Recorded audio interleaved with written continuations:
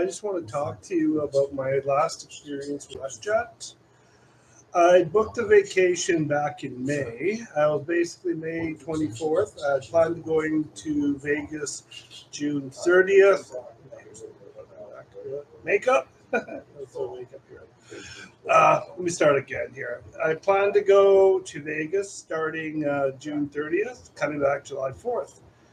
There was talk of a WestJet strike.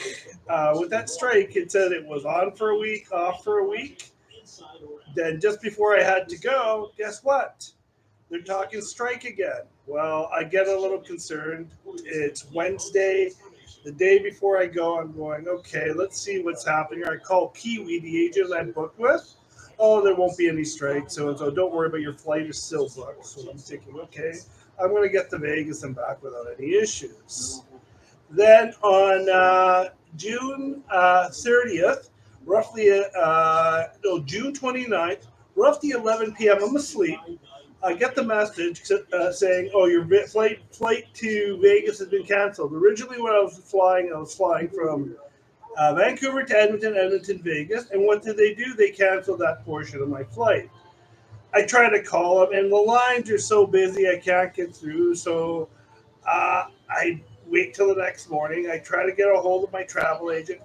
And I'm not getting through. My flight is supposed to leave at 5 o'clock.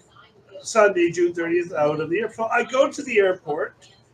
I talk to a WestJet representative. Oh, no, you're out of luck. Then I talk to another one. Oh, no, use another option. You can always book it through a third party like Air Canada, whatever. Okay. So then I go, I'm still frustrated, so I ask for a manager. The manager was no help. He said, oh, don't worry. We'll see if we can get you out tomorrow morning, because originally they had changed it for the first. And if I go there early in the morning, they'll get me out. Guess what happens? July 1st rolls through the thing. 2 a.m. I get a text message. Oh, your Vegas flight has been your Vegas. You now fly out July 2nd. What the hell? I've got X amount of days. If I take the July 2nd flight, then I only have 1 day in Vegas. That was not acceptable. So I tried calling Kiwi, who said, oh, yeah, we'll send you some flights. And they weren't any help. I'm going, how about if I book with Air Canada? No, it's out of your own pocket. So then I'm going, okay, what's going on here? So I am so frustrated at this point where I go to Google Flights. I find a flight. I'm going, okay, if I book this, they're going to reimburse me.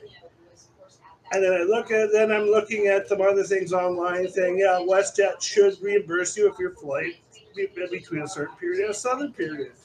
So I'm going, oh, whatever. Okay, I'll book. So basically, I made an executive decision to book with Air Canada, which cost me $600. So it's $600 less. So I try to call WestJet. I'm on hold for 4.5 hours. No luck. So again, I get to Vancouver Airport because my flight's leaving at 1:30 with Air Canada this time. And so I talked to the manager. Surprisingly, after I talked to him, what I had on my phone suddenly disappeared.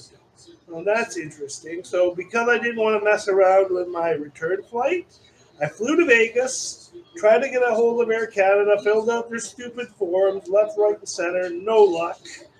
And then I'm going, okay, so I email a whole bunch of people, and whatever, I'll deal with it when I get back to Vancouver. I get back to Vancouver, and guess what? I call Air Canada. No, I call WestJet. I'm on the phone for 30 minutes. I talked to another rep of WestJet. Oh, no, you have to call your travel. So I call Kiwi.com. I talk to them. You got to talk to your airline. So I'm going, now I'm shit out of luck. So I fill out another form through the air things to see if they're going to refund it. They don't. I go through my credit card company because I have insurance. Whatever you do, people, don't rely on your credit card insurance. I have Avion. I pay a premium for the card. And it says, no, we can't help you out with this. So then I basically call Kiwi, and I try to get them to refund me. No, it's the airline. So I'm getting bounced and forth. So they're giving me the runaround. Nobody at WestJet wants to take ownership of this. The right thing to do would be to refund me part of my trip, the trip going from Vancouver to Vegas. But then I've heard horror stories of other people having the same problems. So people, if you can, don't fly WestJet. They're a garbage airline. I'm going to be posting a video of what they did to another older couple, which is unacceptable. WestJet used to be a good airline. Now it's shit.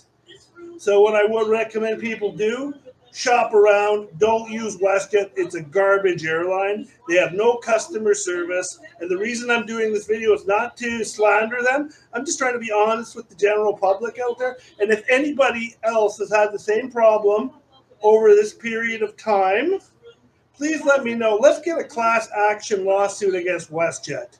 This company should not be able to operate the way they do, or they should refund money to people whose flights have been canceled because it was a fault of their own, even though the mechanic strike was over on July 1st when they canceled my second flight.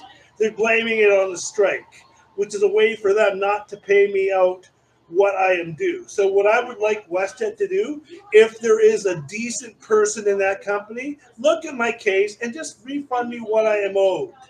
That's all I'm asking, but I'm going to be posting a video of other issues that have happened to other people that have taken WestJet. And have a good night. Victoria, but it turned into a 3-day nightmare of bouncing from city to city. Making it worse, 2 of the 3 travelers left in the lurch were in wheelchairs. Kylie Stanton has their story. 2 o'clock in the morning. It's all a bit of a blur, but this wasn't exactly the kind of trip you'd want to remember. Like it was awful.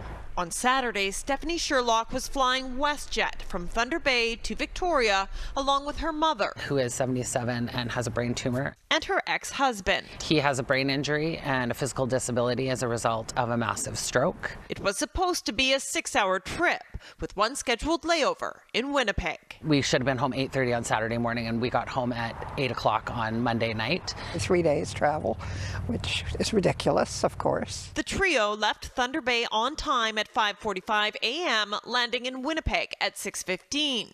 When their connecting flight was canceled, they were booked into a hotel and given food vouchers. Their delayed flight out of Winnipeg left nearly 14 hours later at 10 p.m. Sunday, landing in Calgary at midnight, where they spent the next 17 hours before finally catching a flight to Victoria Monday evening. Well, this has been home. No food vouchers, no accommodation, nothing. And there are no hotels anyway because it's Stampede. Exact words. And I said, well, what am I supposed to do? Sherlock was directed to the special assistance counter to wait it out. It was horrible to see my mother having to lay on that bench. We're human beings. They had absolutely no regard for my mom's dignity and for Jim's dignity. Nobody cared. I'm very disappointed. WestJet used to be where you wanted to go, you know, how you wanted to travel. In a statement, WestJet said, "We sincerely apologize to Ms. Sherlock and her travel companions for the inconvenience," going on to say the airline is obligated to follow air passenger protection regulations, something experts say is laughable. It's quite clear that the airline was just grossly disregarding the rules. WestJet feels secure, safe that it can get away with this type of behavior because the federal regulator will not actually do something to make it face consequences. Which is why Sherlock is telling her story. Boarding passes. Knowing ultimately it's the customers that hold all the cards. Without us, you don't have a business. It cannot be allowed to continue. Kylie Stanton, Global News.